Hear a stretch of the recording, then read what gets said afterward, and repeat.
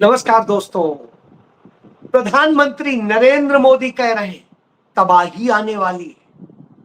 उनके सेना अध्यक्ष कह रहे हैं पाकिस्तान का भूगोल इतिहास सब मिटा देंगे और उनके नेता कुछ बना नहीं सकते लेकिन वो नाम मिटा देंगे।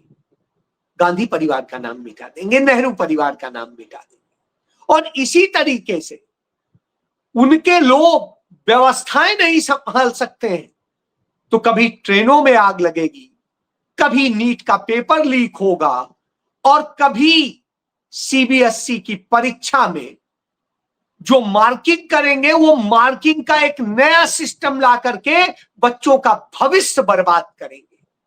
जी हां, ये सब कुछ हो रहा है और जब यह सब कुछ हो रहा हो तो इस पर बात करना बनता है। मैं जब आपसे बात करूं तो मुझे लगता है सुनाना भी चाहिए। प्रधानमंत्री खुद समझा देते हैं कि कैसे नेहरू के समय में, इंदिरा जी के समय में, राजीव गांधी जी के समय में और नरसिम्हा राव जी के समय में और उसके बाद में मनमोहन सिंह जी के समय के में सरकारों के दौरान महान उपलब्धियों का काल रहा है और वो सारी उपलब्धियां अब नरेंद्र मोदी जब से सत्ता में है वो खत्म हो रही हैं। ये बात उन्हीं की बात से साबित हो जाती है जो उन्होंने नीदरलैंड में कही। सुनिए। आज की एनर्जी, पहले कोरोना आया, फिर युद्ध होने शुरू हो गए और अब आज की एनर्जी क्राइसिस है। ये दशक दुनिया के लिए आपदाओं का दशक बन रहा है। हम सभी देख रहे हैं, अगर ये स्थितियां तेजी से नहीं बदली गई तो बीते अनेक दशकों की उपलब्धियों पर पानी फिर जाएगा। अब आप सोचिए कि पानी फिर जाएगा किसमें? अनेक दशकों में।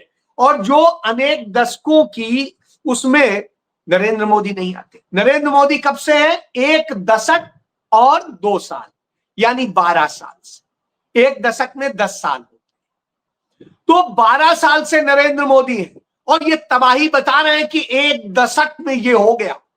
ये वही नरेंद्र मोदी है जो कहते थे देखिए मैं आया तो भाग्य खुल गया, सब कुछ इतना अच्छा हो गया कि अब क्रूड ऑयल भी सस्ता है, ए भी है, ओ भी है, सब गिनाते थे। लेकिन आज वही नरेंद्र मोदी ये कह रहे हैं और नरेंद्र मोदी इसके आगे कहते हैं कि तबाही आने वाली है। वैश्विक संकट के बीच उन्होंने जो बात नीदरलैंड में कही, हेग में, वो यही कहा कि अब तबाही आने वाली है। और क्यों आने वाली है? क्योंकि पश्चिम एशिया का, ये देख लीजिए खबर छपी है हिंदुस्तान में, ये अब तुरंत आप याद करिए राहुल गांधी ने क्या कहा था।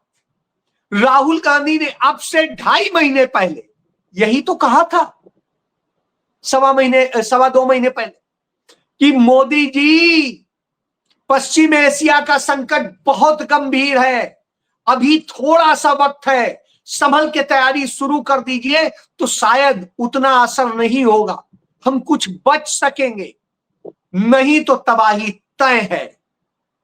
और यही बात राहुल गांधी ने जो 2.25 महीने पहले कही थी, नरेंद्र मोदी अब दुनिया में बोल के खुद को विद्वान साबित कर रहे हैं, दुनिया को बता रहे हैं कि वो बड़े काबिल हैं।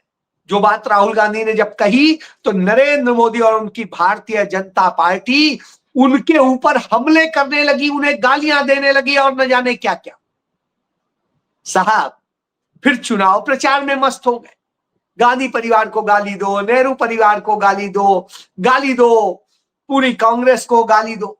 लेकिन सच्चाई कही थी राहुल गांधी ने, ये देश आपसे नहीं चल सकता, आप देश नहीं चला सकते। जी हां, जब राहुल गांधी ये कहते हैं तो वह भी सामने आता है। क्यों कहते हैं? क्योंकि देश में कोई चीज तो आपने सही नहीं छोड़ी। एक चीज होती कि आप कहते कि चलो ये ना सही, ये हमने सही कर दिया। यहां तो कुछ सही नहीं। जो वायदे किए थे 2014 में, वो वायदे कहां चले गए आज तक पता नहीं। तो अब आपको मैं दिखाने जा रहा हूं कि अभी ये 5 देशों की विदेश यात्राओं पे जाने के पहले नरेंद्र मोदी कह के गए थे कि अब कोई नहीं, सारे मंत्रियों ने गाड़ियां अपनी कम कर दी, 2 गाड़ियों से चल रहे हैं, ये है और वो है। अब अमित शाह से मिलने आए उत्तर प्रदेश के मुख्यमंत्री अजय सिंह बिष्ट उर्फ आदित्यनाथ, और जब वो मिलने आए तो देखिए भैया कितनी गाड़ियां थी और नहीं थी, देख लीजिए आप खुद देखिए।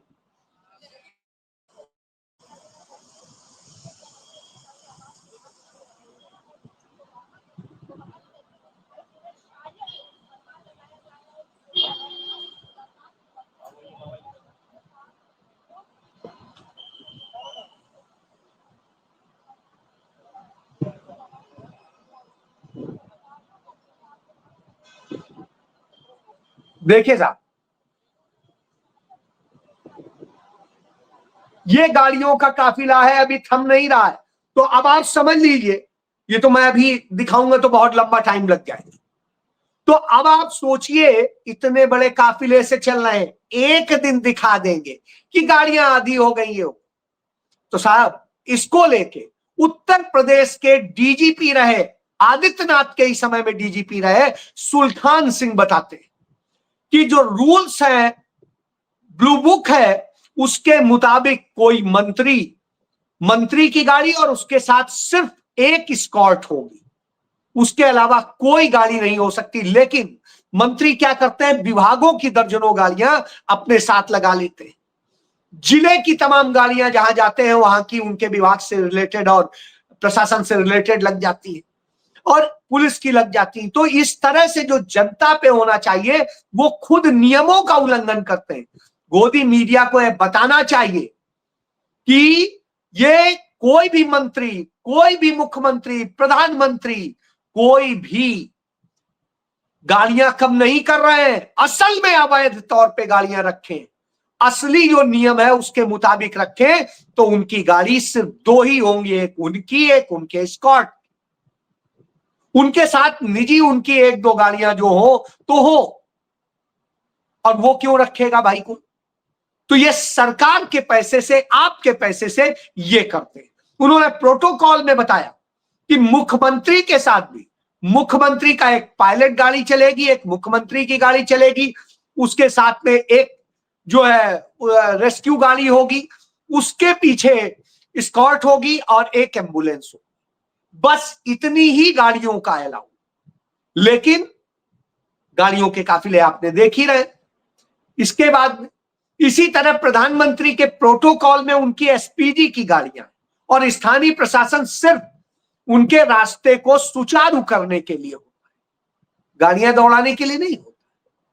तो एसपीजी प्लस एम्बुलेंस, बस, और कुछ नहीं। तो अब आप सोचिए, लेकिन प्रधानमंत्री के में कितना भारी चलता है, भरकम चलता है, वह भी आपने देखा है। तो यह बताता है कि किस तरीके से इस देश के अंदर यह व्यवस्था करके ये लोग ये कर रहे हैं, और उधर जो युवाओं के भविष्य के साथ में कैसे खेल रहे हैं वो हम आप देख ही रहे हैं। तो उसका आप देखिए, आज जब मैं आपसे बात कर रहा हूं तो अंतरराष्ट्रीय प्रौद्योगिकी दिवस है, यानी international technology day. Rajiv Gandhi Bharat में टेक्नोलॉजी के पिता माने जाते हैं। माना जाता है कि उन्होंने आधुनिक भारत के उस भारत की नींव रखी, और उसमें उन्होंने भारत के अंदर science and technology, information and technology, संचार क्रांति और इसी तरीके से एजुकेशन क्रांति, ये 4 चीजों में उनकी महान उपलब्धि है। युवा और खेल मामलों में भी उन्होंने उपलब्धि की। इसका नतीजा ये रहा कि भारत में बहुत अच्छे टेक्निकल युवा निकले, तमाम इंजीनियर निकले, तमाम दूसरे और टेक्नोक्रेट्स निकले, और वो दुनिया में जाके छा गए। नई जो उन्होंने राष्ट्रीय शिक्षा नीति बनाई थी, उसके तहत हमारी शिक्षा में टेक्नोलॉजी और इंटरनेशनल दूसरे तरह की पढ़ाई को जोड़ा गया, जिससे बच्चे भारत में और भारत के बाहर बहुत काबिल ढंग से जा सके। उससे बेहद फायदा हुआ था। लेकिन साहब, नरेंद्र मोदी सरकार में क्या होता है, उनके मध्य प्रदेश में जो राजीव गांधी प्रौद्योगिकी विश्वविद्यालय यानी राजीव गांधी टेक्नोलॉजी यूनिवर्सिटी है, उससे राजीव गांधी का नाम हटाने की साजिश रची गई और उसके लिए उस विश्वविद्यालय को 3 टुकड़ों में तोड़ा जा रहा, टुकड़े टुकड़े गए। तो 3 में तोड़ा जाएगा और 3 में तोड़ने के बाद उसमें राजीव गांधी का कहीं नाम नहीं रहेगा, जिससे यह ना जाए कि राजीव गांधी ने टेक्नोलॉजी को बढ़ाया था, बनाया था। अब आप सोचिए, जो शख्स उस समय सुपर कंप्यूटर बनवा रहा था परम के नाम से आईआईटी कानपुर में, जब भारत सामान्य कंप्यूटर नहीं जानता, वो आदमी तब मोबाइल बनाने के पर काम कर रहा था जब भारत में टेलीफोन भी नहीं लग पा रहे। तो आप सोचिए, जो व्यक्ति उस समय चंद्रायन और सबके लिए सोच रहा था, जो उस समय युवाओं को खेल और दूसरी गतिविधियों में जोड़ने का कर रहा था, तो उसी को लेकर के साउथ एशिया का भी एक पूरा संगठन बना करके खड़ा किया गया था यूथ के लिए। ये सब करने वाले उन राजीव गांधी का नाम यूं मिटाना चाहते हैं। यह इनका सत्य है, क्योंकि खुद तो बना नहीं सकते तो मिटाएंगे, यही कर सकते हैं। और यही आज तक देश में ये करते आए। नरेंद्र मोदी 70 साल में क्या हुआ तो आप बता रहे हैं कि उस समय की उपलब्धियां हैं, दशकों की उपलब्धियां हैं, और इनके समय में बर्बाद हो रहा है, कभी कोरोना कारण, कभी दूसरे कारण, कभी आर्थिक कारण, और अब पश्चिमी संकट। राहुल गांधी यही तो बताते आए कि आप संकट आमंत्रित कर रहे हैं। राहुल गांधी ने उनके सॉल्यूशन बताए, राहुल गांधी ने बताया कैसे इन्हें हल किया जा सकता है। लेकिन साहब, घमंड में चूर, सत्ता के मद में चूर, वो नरेंद्र मोदी ये नहीं करते हैं और कहते हैं हमें तो जनता बड़ा पसंद करती। जनता नहीं पसंद करती, वोट चोरी से पसंद करती। अब पंजाब और उसके आसपास चुनाव है तो वहां पर एसआईआर का खेल शुरू हो चुका है। तो यही वोट चोरी का तरीका है और वही कर रहे हैं। तब राहुल गांधी बात करते हैं जो नीट का पेपर लीक करके ये परीक्षा चोरी की गई, तो राहुल गांधी सीधी सी बात करते हैं कि बार बार परीक्षा के पेपर क्यों लीक हो रहे, क्योंकि 2024 में भी लीक हुआ, 25 में भी लीक हुआ और 26 में भी हम बात कर। तो 2024 में हुआ तो कहा नहीं, कमेटी बनाई जाएगी, सीबीआई जांच करेगी, ये होगा वो होगा, और कुछ नहीं हुआ। कमेटी ने जो रिकमेंडेशन दी उसे माना नहीं गया। और उसके बाद में अब जब लीक हो रहा है तो कोई जवाब नहीं है, कोई चर्चा नहीं है। ना भारत का जो शिक्षा मंत्री इन्होंने बनाया उसे हटाया जा रहा है, ना प्रधानमंत्री नरेंद्र मोदी कोई जिम्मेदारी ले रहे हैं, ना कोई और चीज। और हालत यह है, बार बार परीक्षा पर चर्चा करके खुद को विद्वान साबित करने वाले नरेंद्र मोदी अब परीक्षा पर बात नहीं कर रहे हैं कि पेपर चोरी हो गया, पेपर लीक हो गया। अब तक इसमें 1 दर्जन लोग गिरफ्तार हो चुके हैं और 1 दर्जन में वो लोग हैं जिन्हें नीट ने, जो आरएसएस से जुड़े, नीट ने उन्हें परीक्षा का पेपर सेट करने के लिए तैनात किया था। यानी सारा कनेक्शन आरएसएस बीजेपी का है।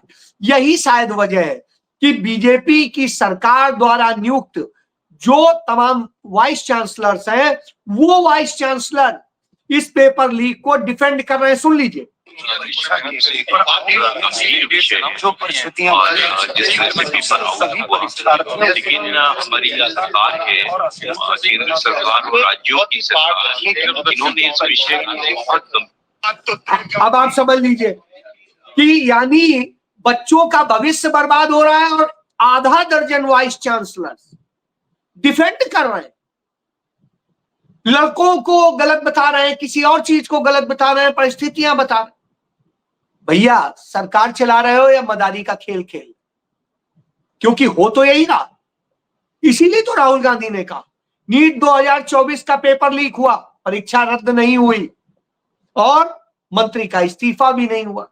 कहा सीबीआई जांच बिठाई गई, जांच में कुछ हुआ नहीं, और फिर कमेटी बनाई गई, कमेटी में भी कुछ नहीं हुआ।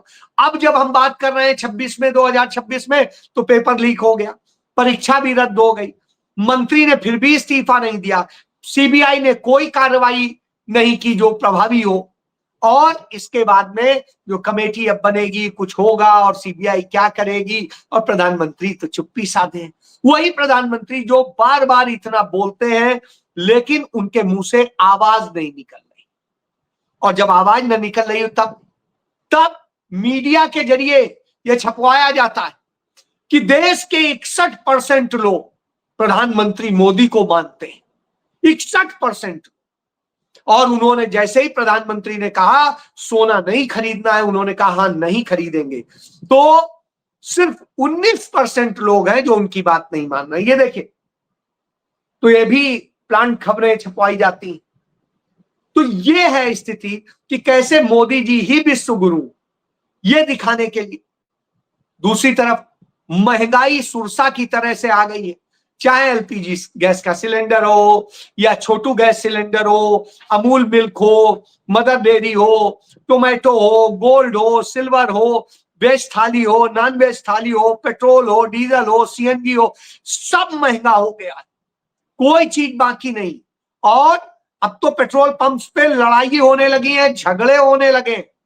तो ऐसे झगड़े हो रहे हैं कि देखिए आप,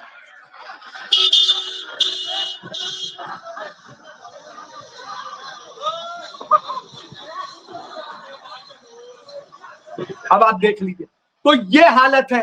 कह रहे हैं ना पेट्रोल का संकट है ना कुछ और संकट। तो स्वाभाविक सी बात है, जो ऐसी बात करते हैं तब ये देखिए, भारत में सबसे अच्छी ट्रेन मानी जाती थी और सुरक्षित मानी जाती थी राजधानी, उस राजधानी में भी आग लग जाती है। ये देखिए, अब आप सोचिए, जब यूं आग लग जा रही हो, सब कुछ हो जा रहा हो, तो आप क्या करेंगे? बड़ा अच्छा चल रहा है देश साहब, नरेंद्र मोदी ने इस पूरे देश के सिस्टम में आग लगा दी। तो सीबीएसई की परीक्षा होती है, सीबीएसई की परीक्षा में ओएसएम चेकिंग का सिस्टम लागू किया जाता है, बगैर प्रैक्टिकल प्रयोग किए हुए सीधे बच्चों पर कर दिया जाता है। नतीजा ये होता है, बच्चों के या तो रिजल्ट बहुत खराब आते हैं या बहुत से फेल हो जाते हैं, क्योंकि मशीनी चेक करने में सब चीजें गड़बड़ हो गई।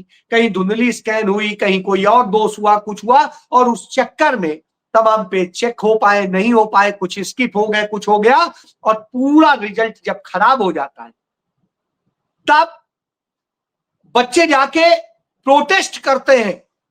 और जब दिल्ली में प्रोटेस्ट होता है, बवाल होता है, एनएसयूआई के लोग जाते हैं, जो कांग्रेस का छात्र संगठन है, सब लड़ते हैं, तो सरकार कहती है अच्छा हम कॉपी चेकिंग का जो फीस है वो थोड़ी कम कर देते। क्यों भाई? रीचेकिंग के नाम पे फिर आप समय बर्बाद करेंगे, फिर वो करेंगे, करियर बर्बाद आपने कर दिया, बच्चों की जिंदगी को आपने भाड़ में झोंक दिया। और जब भाड़ में झोंक दिया हो तो लोग यही कहें। तो देश काहे में सुरक्षित है? छोटे छोटे बच्चे तक सुरक्षित नहीं रह गए, जहां जाइए वहां। तो कांग्रेस के तमाम सारे वो देखे,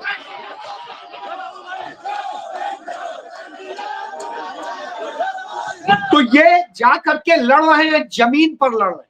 और ये सिर्फ प्रधानमंत्री आवास या शिक्षा मंत्री आवास के सामने प्रोटेस्ट नहीं कर रहे हैं, देश भर में कर रहे हैं।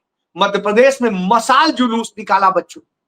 जिंदगी जब तबाह की जा रही हो तब यही होता है, और इस पर बात होनी चाहिए कैसे क्या है, तो कैसे उस मुद्दे से भटकाया जाए। तो इसका भी एक उदाहरण देखिए, केरल में कांग्रेस जीती है, अभी वहां के मुख्यमंत्री ने शपथ नहीं ली है, वहां कोई कैबिनेट नहीं बनी है, क्योंकि 23 मई आखिरी डेट है वहां की जो पुरानी सरकार के कार्यकाल की।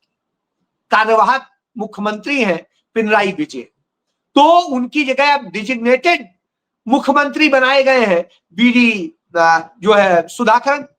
तो ऐसी स्थिति में अभी सरकार नहीं बनी, कोई डिसीजन लेने का पावर नहीं है, कुछ नहीं है, तब भाजपा की ये देखिए, ये प्रोटेस्ट कर रही है। किस बात के लिए ये प्रोटेस्ट कर रही है? कि कांग्रेस ने, सरकार ने अभी तक उनकी जो महिलाओं के लिए है बस में टिकट फ्री नहीं किए। सरकार बनी नहीं, टिकट फ्री की बात करने लगे। और जहां इनकी सरकार बनी, इन्होंने वायदे किए, कहीं साल हो गया, कहीं 2 साल हो गया, कहीं 5 साल होने आ रहा है, साहब एक भी वायदा पूरा नहीं। तो और जहां अभी सरकार ने शपथ ही नहीं ली, वहां ये कर रहे हैं। तो अब आप सोचिए कितने बड़े ड्रामेबाज, सिर्फ ड्रामा करा लीजिए। छोटी छोटी बच्चियां, ये देखिए, बच्चियां शिकार हो रही हैं रेप का और दूसरी चीजों का।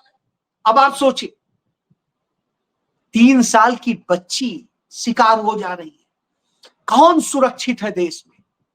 इसलिए हमें सोचने की जरूरत है। राहुल गांधी यही कहते हैं कि देश को असुरक्षित कर दिया। नरेंद्र मोदी उसके कई महीनों बाद हमारे यहां कहते थे पछड़ी रोटी खाई, यानी पीछे की रोटी खाई है तो इसलिए अकल भी पीछे की। तो अब आप समझ सकते, यही हाल। जय